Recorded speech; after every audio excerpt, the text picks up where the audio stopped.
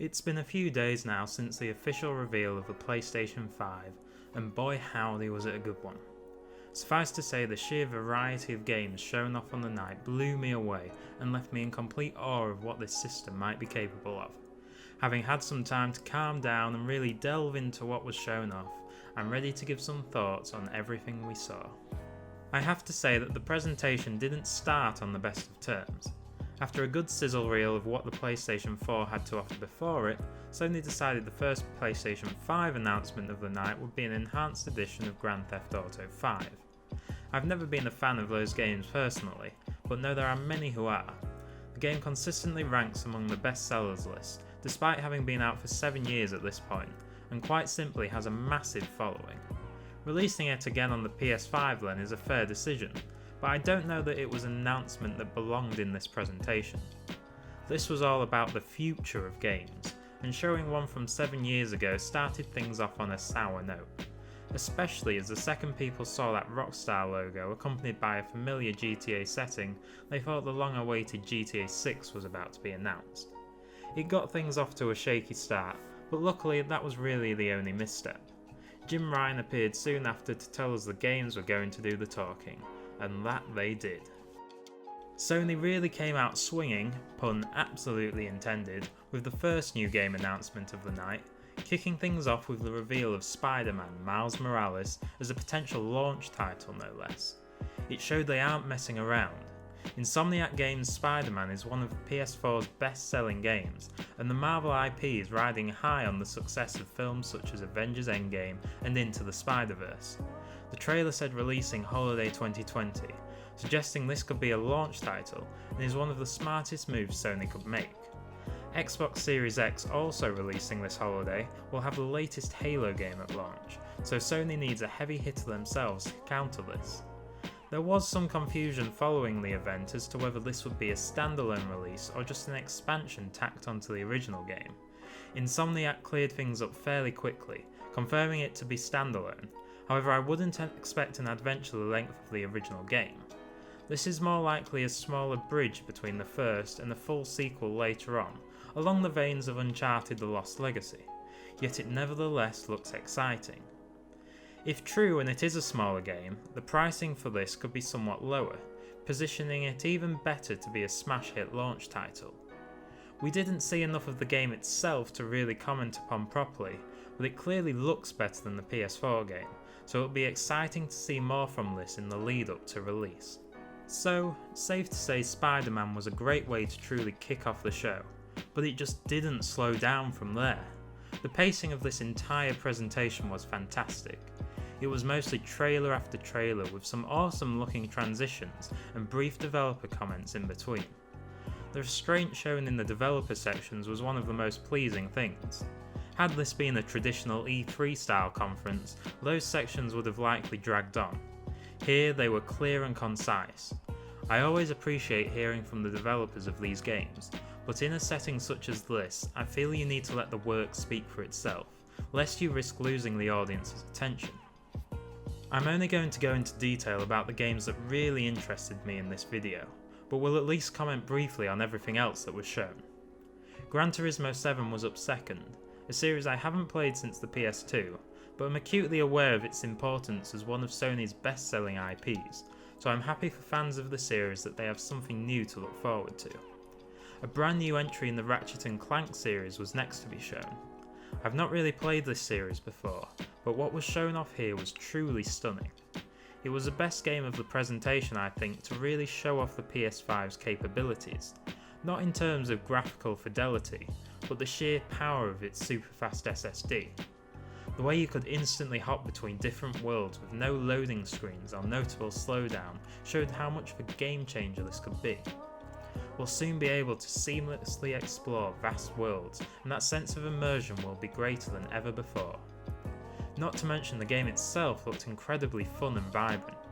I think when people think of PlayStation, their mind instantly goes to games like The Last of Us, but Ratchet & Clank and even this presentation as a whole is a good reminder of the variety they've got going for them.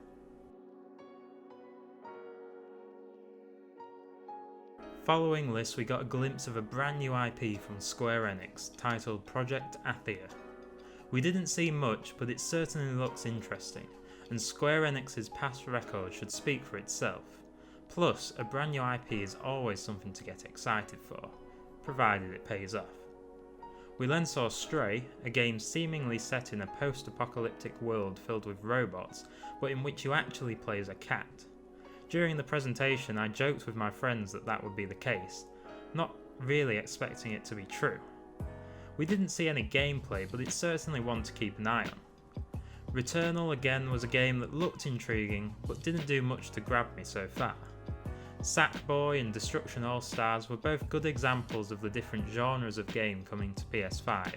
I can happily see myself checking out Sackboy, but Destruction All-Stars still has a way to go of showing me why it's something I should be caring about. One of the most gorgeous looking games of the presentation was Kenna, Bridge of Spirits. The team behind it has a background in film and animation, and it certainly shows. I just can't get over how breathtaking the game looks, and the hints of story we got had me curious. We also got to see gameplay which looked like a fun cross between Breath of the Wild and Pikmin, controlling all those adorably fuzzy creatures. The game is slated to release this holiday season on both the PS4 and PS5, so hopefully we're looking at another launch title here.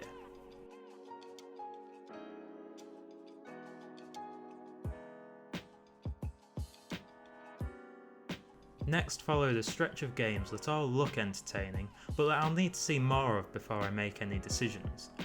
Goodbye Volcano High looks suitably quirky and angst-ridden for a game set in a dinosaur high school. I can't believe I just said that sentence.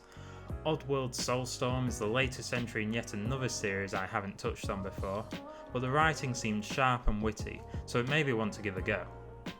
Ghostwire Tokyo cements itself as quite possibly the trippiest game of the presentation, approaching the horror genre in what appears to be a wholly unique way. I have no idea what to think of Jet the Far Shore, as the trailer didn't show much, but it looked to have a unique aesthetic at the very least. Godfall didn't really do much to grab me, but I imagine it will be quite enjoyable for fans of the genre. Solar Ash has such a vibrant art design, and any game from the makers of Hyperlight Drifter shows promise. Hitman 3 looks like the culmination of the series fans have been waiting for, and might mark my first foray into the series. Then, finally, Astros Playroom looks to be a charming little adventure to help you get to know the PS5's new DualSense controller. The bonus is that it will come preloaded with each PS5 system, making it the only game truly confirmed for launch at this time. Plenty to keep an eye on then. This was all followed by Little Devil Inside, a truly remarkable looking game that I'd class as my breakaway hit of the presentation. It looked so charmingly unique, the design plays into its clearly humorous roots, and each new clip we saw made me more and more intrigued by what this game's all about. As I'm given to understand, this game has been in development a while, and Sony putting enough confidence in it to include in this presentation is perhaps a telling sign.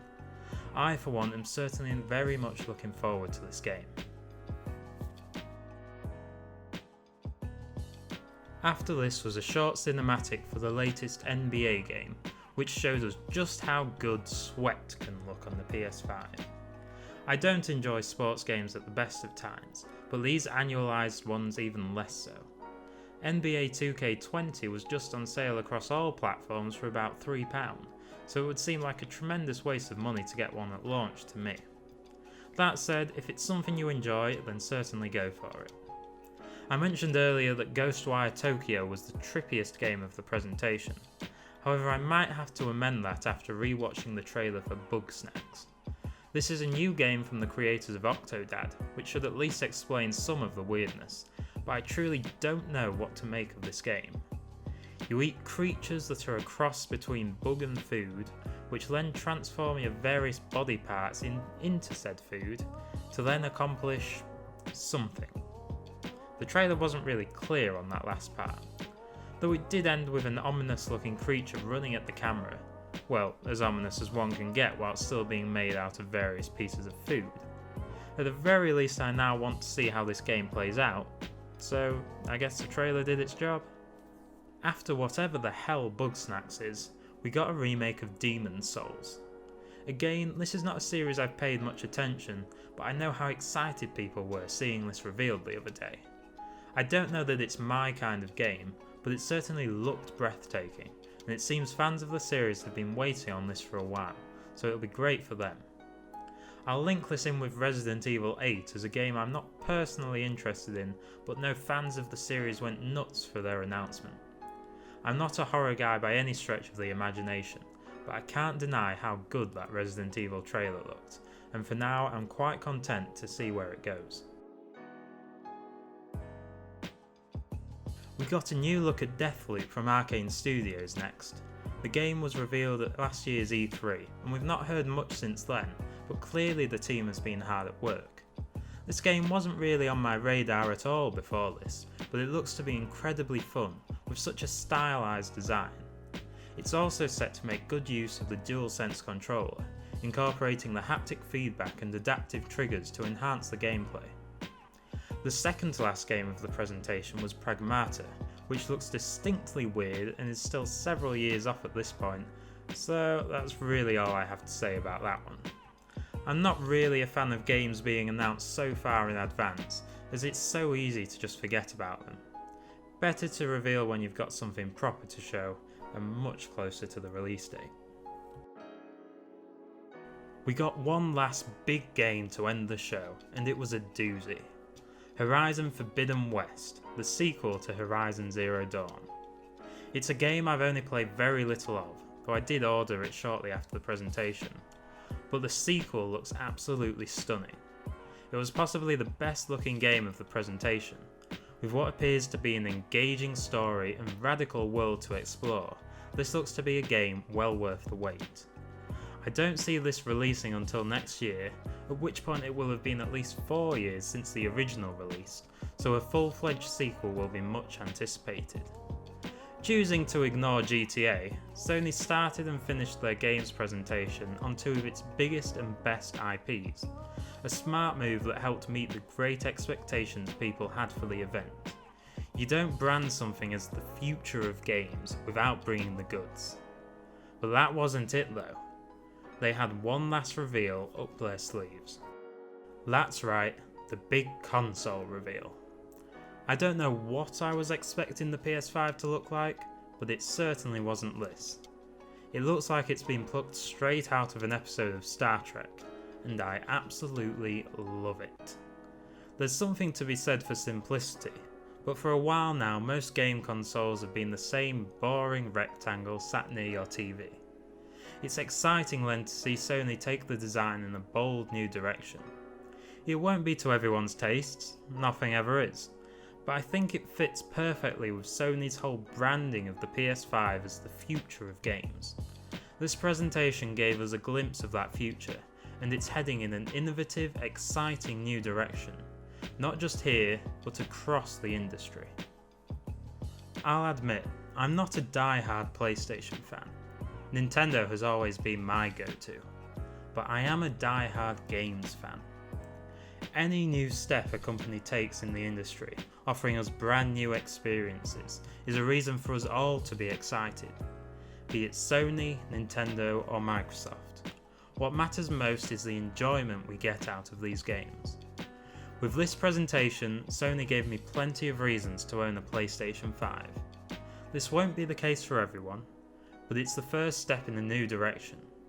The games on show were an eclectic mix of new and returning IP, showcasing a stunning variety that caters to gamers of all kinds. The console itself boasts some incredible hardware and only serves to enrich the experiences coming our way. Sony truly showed that the future of games is here, and I'm incredibly excited to be along for the ride.